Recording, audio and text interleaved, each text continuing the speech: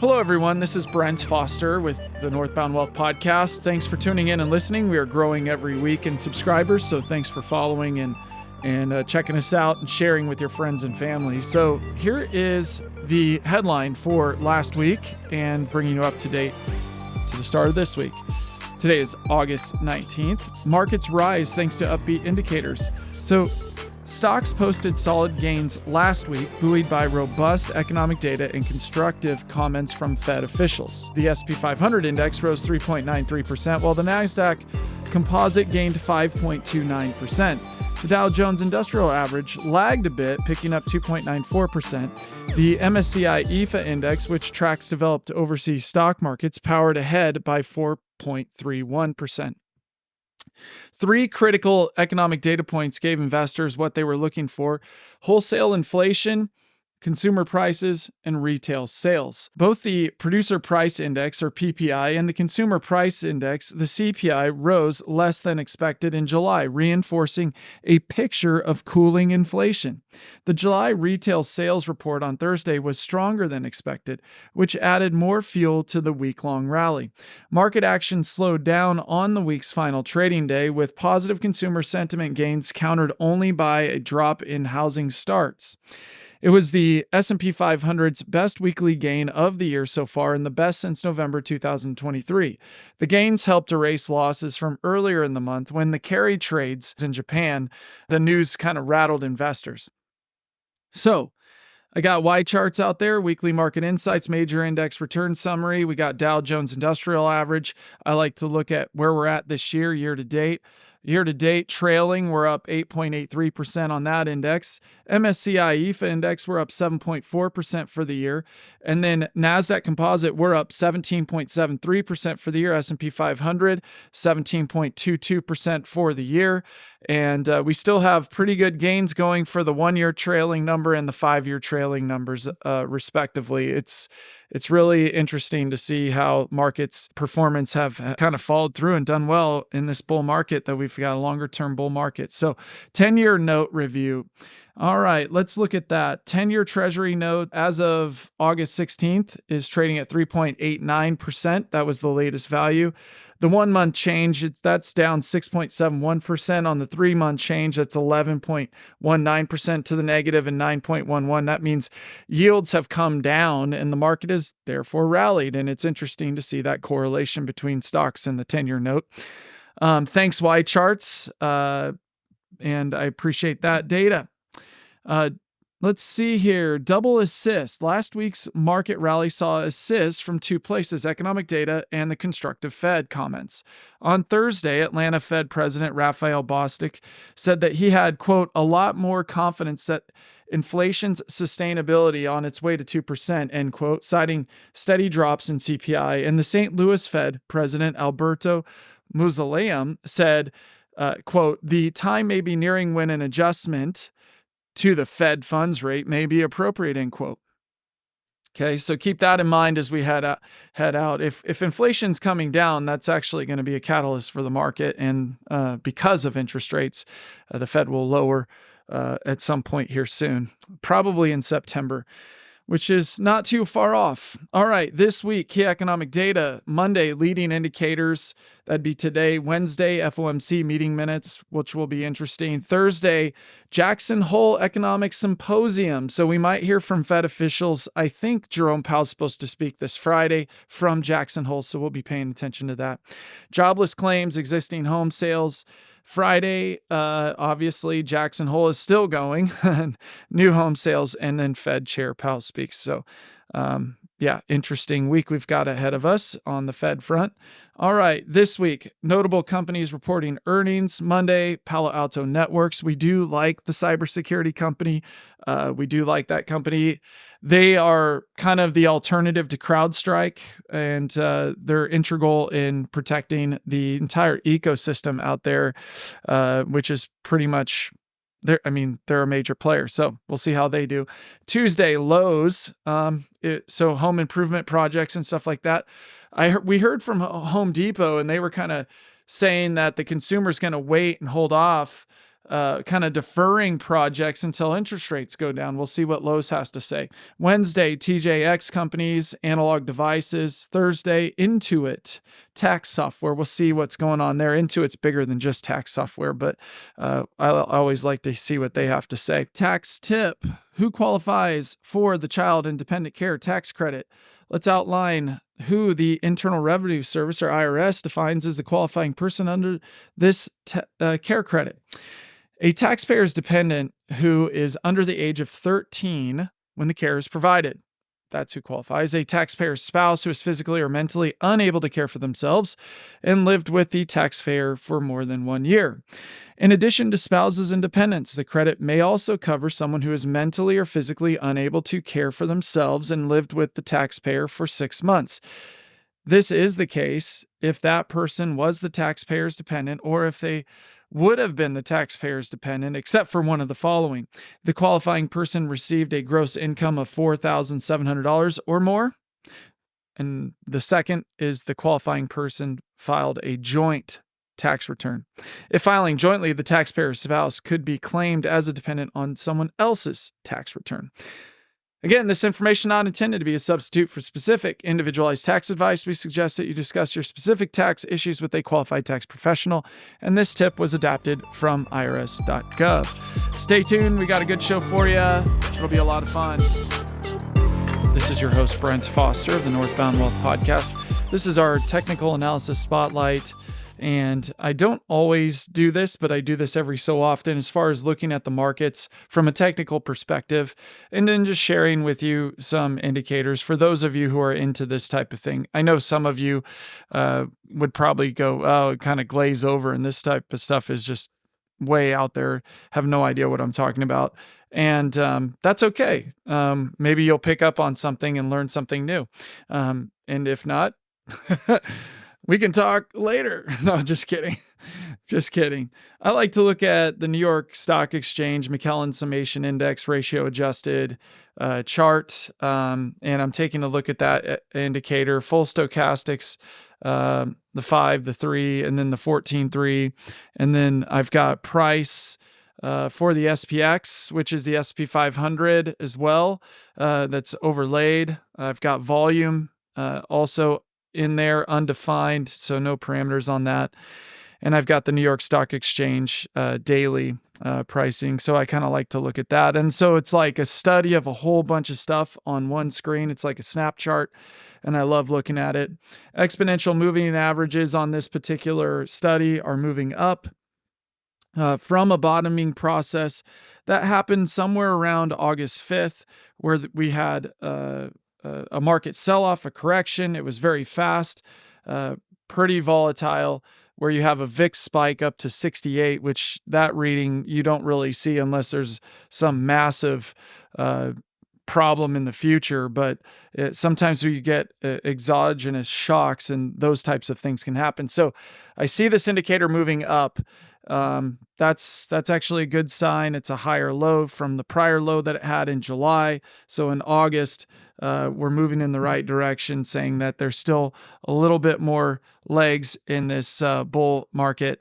And I like to take a look at that one. I'm going to jump over to a secondary study. So in this study, what I like to do is look at the New York Stock Exchange McClellan Summation Index ratio adjusted EOD, but instead on the daily, I flip the chart to the weekly and kind of expand the timeline out, so that way I get a little better view from a further out perspective. It's always good to take a look at markets from zooming out and then coming in, and from in and going back out, so that you get a bigger holistic picture of how things are behaving, and try to pick up on what the markets might be doing. But this particular indicator, on when you zoom out a little bit more, you're able to see that the exponential moving averages are actually starting to move down and not up. So we'll pay attention to that. That doesn't mean that there's an imminent decline in the price of the market, but it shows that maybe if you zoom back out, which is a little further out on the weeklies, you're able to see that there are some weaknesses under the market. The market is starting to broaden out, actually. If you look at some of the data within the S&P 500, it's not the Mag 7 that are necessarily leading the charge. It's a lot of other companies are actually buoying up the index, which is a healthier stock market. That's actually a good thing. I expect to see the market continue to do okay, given that inflation's coming down. The Fed may lower rates, which is going to help a lot of other industries, a lot of other companies out there, other than just the Mag 7 that a lot of money has plowed into over the course of the last couple of years. Since the 2022 bear market that we had, 23 was a good year, 24 is a good year so far, and I kind of expect that trend to continue. It's pretty obvious that people, big money out there, smart money, was buying the dip when the VIX spiked up early August. Now, we're not completely out of the woods yet for something that we are not fully seeing, like, for example, a carry trade unwind in Japan. That was the initial cause of it, and then sentiment flipped. You got Buffett selling a bunch of Apple shares, and that's a sentiment thing that, that kind of spooks some people in the market. And then fear of growth really slowing down and inflation staying up and the Fed making a policy error mistake, and all of that kind of freaked out markets, but it was short-lived. And now we're back to reality. And that's why it's a good idea probably not to make rash, emotional, quick, snap judgment decisions to sell out of everything and run for the hills. That's because then you'd miss out on this subsequent rally and you're just locking in losses versus waiting through some of those times, because it's extremely difficult to trade that, especially even if you are a trader doing it full time. All right, so let's jump over to a couple more indicators. We've got the bullish percent index. I like to look at that. We had a reading at the very beginning of August that was at 45, a pretty low reading where most people were not bullish. Now we're at a reading of 61. So we've jumped up quite a bit. A lot of people, kind of calm down a little bit. And so that's a good sign for equity markets in our future going forward, to look at the S&P 500 bullish percent index as of this date is as of August 19th, which is today. All right. So let's look at another indicator here. I'll jump over to the VIX. Well, our VIX reading, which is a fear gauge, is down to 15. That's a long-term average. It's right there at the long-term average. That is encouraging. That we had a VIX spike to up to 68, and it slowly, people calmed down and it came back down to around 15. So now we're kind of back to okay, rational heads prevail. Let's figure out where we're at. And there's an appropriate amount of risk in there. It's when the VIX drops below, like it did in May and June and July, it was hovering right at 12.5 on average. That is pretty complacent. So when you see a ton of complacency in the market, there's a good chance for a correction coming, because at the height of complacency, people begin to start to think about selling, and all the fears and everything is priced into the market. And you probably should be cautious when other people are greedy. Okay. And then when people are scared and fearful, that's when you get greedy, or you say, okay, well, maybe this is a good time to be buying, and it looks like an opportunity. So psychology, market behavior, all plays roles. It's just a confluence of a lot of different factors that go into making decisions, whether or not you are in the market, out of the market, have more risk, have less risk, and all of that type of stuff. Let's move on. What I have done is I always like to take a look at where the S&P 500 is, where the 200-day moving average is within that stock chart on the S&P 500 over, let's say, a 1-year basis. So looking back over the year or 2 years, where is the S&P 500 trading relative to the 200-day moving average? And then also I put the 50-day moving average in there, and I kind of take a look at to see where the trend is at. And the S&P 500 traded down, didn't quite touch the 200-day moving average, but stopped shy of breaking down below it, and then snapped back and moved higher. The NASDAQ actually touched it, broke through it just a little bit, and then snapped back and regained the 200-day. And so the S&P, the NASDAQ, and the Dow all kind of behaved relatively the same, where they traded down to the 200-day and then regained the 200-day as well as the 50-day moving average. Some are kind of in between there. A lot of the sectors within the S&P 500 all acted fairly the same, and regained the 200-day moving average, and then some of them regained the 50-day moving average. So by all accounts, it just seems like the equity markets had a correction. It looks like people took advantage of that market dislocation and decided to rebalance portfolios to position themselves and or add money to positions that they felt like are going to do well over the next, say, 8 to 12 months.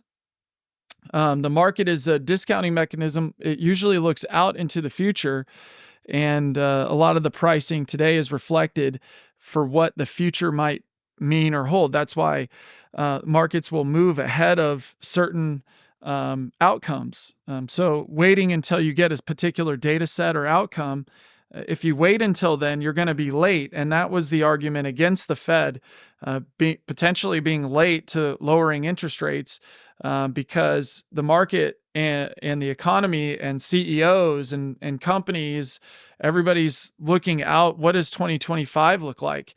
And say the middle of 2025 and the end of 2025, and running their financial models, their forecasts, their projections, whether they're going to hire people, fire people, where inflation's going to be at, what are the profit margins look like, what kind of earnings that they might have, what kind of capital expenditures do they need to be preparing for or making now for the future of their own profitability in their company. And so a lot of fundamental factors go into that. And then you overlay that with some technical indicators that helps you make decisions for the future. And when you manage portfolios, you need to account for all of that type of stuff and do that quite consistently so that you have a well-run strategy for client accounts and for your own investment portfolio strategies going forward. And what I will speak to is like whether you should be concentrated in certain names or not. We here at Northbound Wealth Management believe in diversification, asset allocation, and having risk evaluated every so often to make sure that you're taking appropriate amounts of risk. You have your own unique set of goals and objectives that you want your portfolios to accomplish over time. And so it's always a changing environment, a moving target. And oh, by the way, we do have an election coming up. So that throws a wrinkle in. Every 4 years, it's always the case. And so forecasting where things are going and how they're moving, it's important to work with a financial professional so that they can help you maximize your returns as best you can and plan for the future. All right. So I've covered some ground here. Hopefully this has been informative and informational to you. Next week, I'll talk a little bit more about stock-specific companies as earnings season is cruising along, and then we're heading into the end of the year. So I kind of do like to look at where certain equities are going, and then also continuing to talk about the S&P 500, the NASDAQ, the Dow components, and some of the New York Stock Exchange. Sometimes I'll cover foreign markets as well as the Russell, like small mid-cap companies here in the domestic United States. Here's an important development in the housing market. The 30-year fixed rate mortgage decreases to 6.55%. Rates reach their lowest point in 15 months. It's the largest weekly reduction observed in 2 years. What factors are contributing to the rate drop? Two factors in particular. The Federal Reserve indicates that potential rate cuts may be soon, and the labor market is showing signs of deceleration. These changes may present opportunities for more favorable housing costs and refinancing options. It's important to note that low housing inventory continues to exert upward pressure on prices in numerous regions. Staying well informed is crucial for making sound decisions regarding your home and financial strategy. You can stay up to date with the latest information by following our blog at www.northboundwealth.com/blog. Stay tuned for the next segment. Artificial intelligence's influence on the investing landscape. I put this out on my blog August 15th, 2024. In 1999, Bill Gates wrote, quote, "How you gather, manage, and use information will determine whether you win or lose," end quote. Companies looking to be successful in the future should heed these words when making decisions about implementing artificial intelligence across their businesses.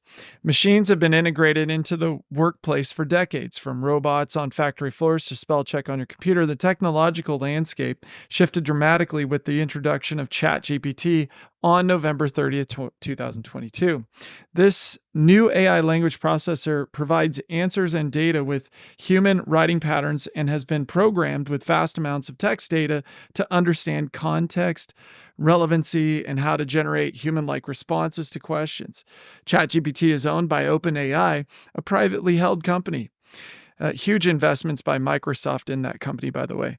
The new tool captured the imagination of business leaders and the public, forever changed the perception of machine learning. ChatGPT became the fastest growing consumer app in history, reaching 100 million users in just 2 months.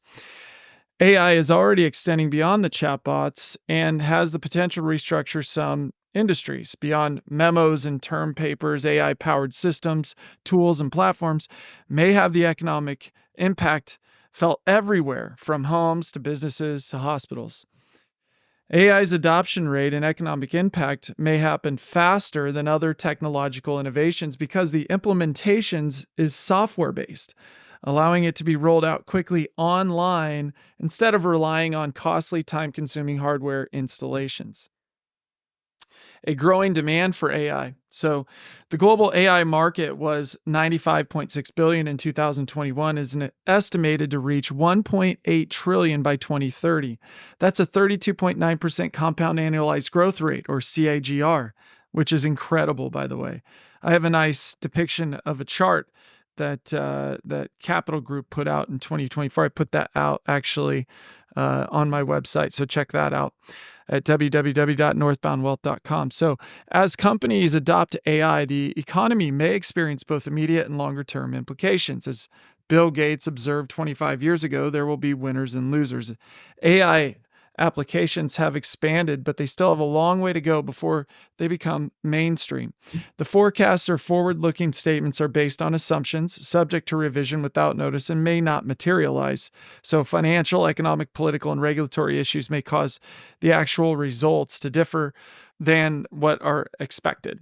So sectors that may benefit from AI. So as AI matures, potential investment opportunities are emerging across the board.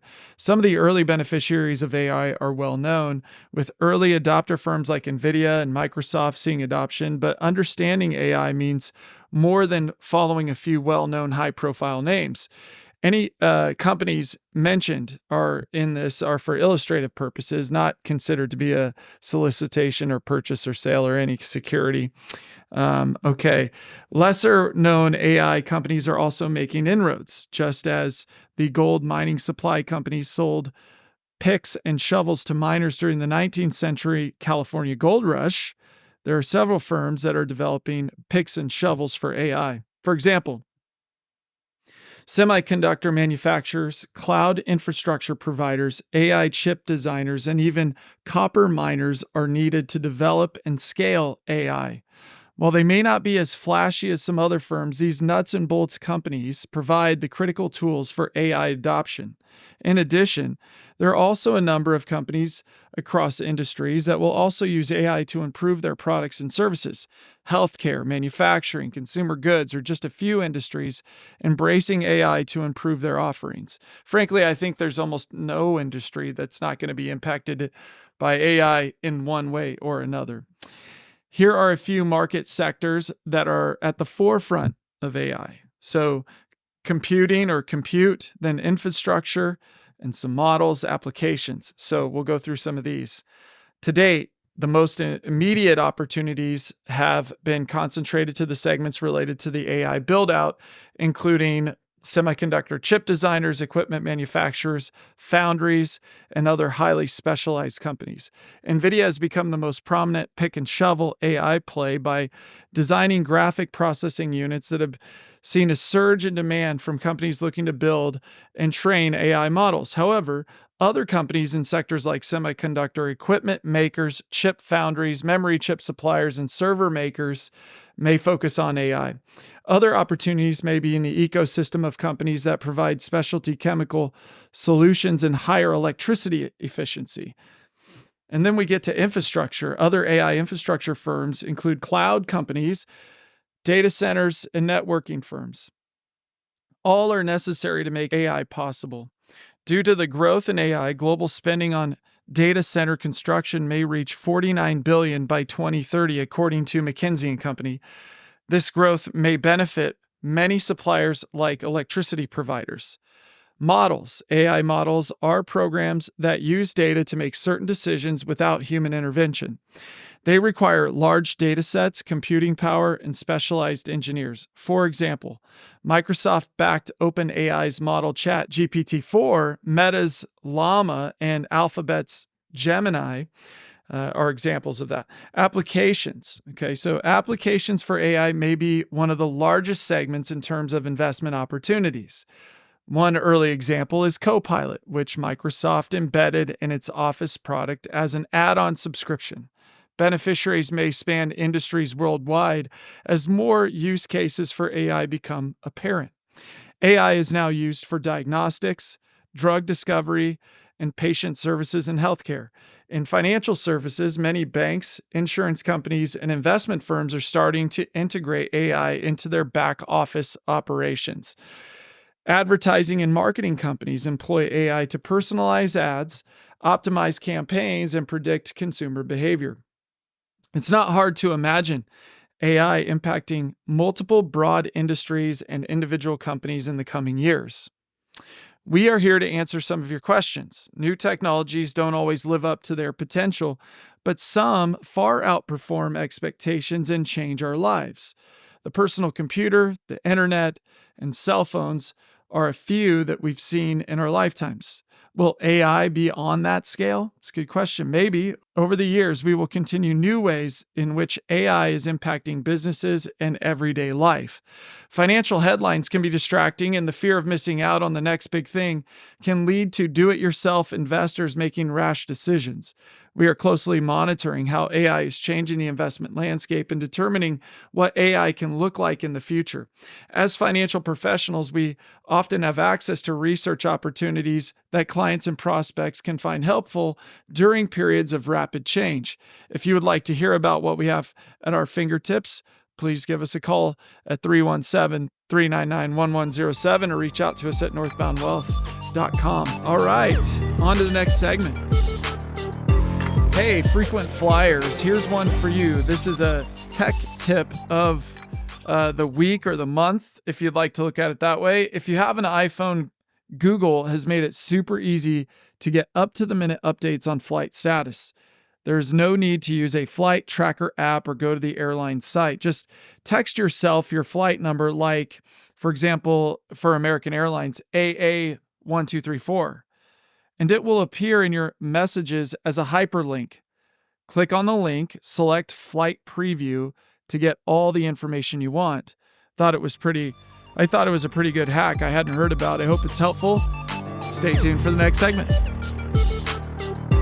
The alarming rise in elder financial exploitation, or EFE, is reaching new heights, with adults age 60 and over reporting more than $1.6 billion in losses per year due to scams, according to the Federal Trade Commission. What's even more concerning is the increasing sophistication of scams fueled by artificial intelligence, or AI. Scammers are now using AI-generated voices and deepfake videos to impersonate loved ones, government officials, and even celebrities, making distinguishing reality from fiction far more challenging than ever. The Financial Crimes Enforcement Network, or FinCEN, released its financial trend analysis in April 2024. It focused on patterns and trends identified in the Bank Secrecy Act, or BSA, data linked to elder financial exploitation. Key findings include banks filed 72% of all EFE-related filings. 80% of EFE-related filings involve transferring money to a stranger for a promised benefit that the older adult does not receive.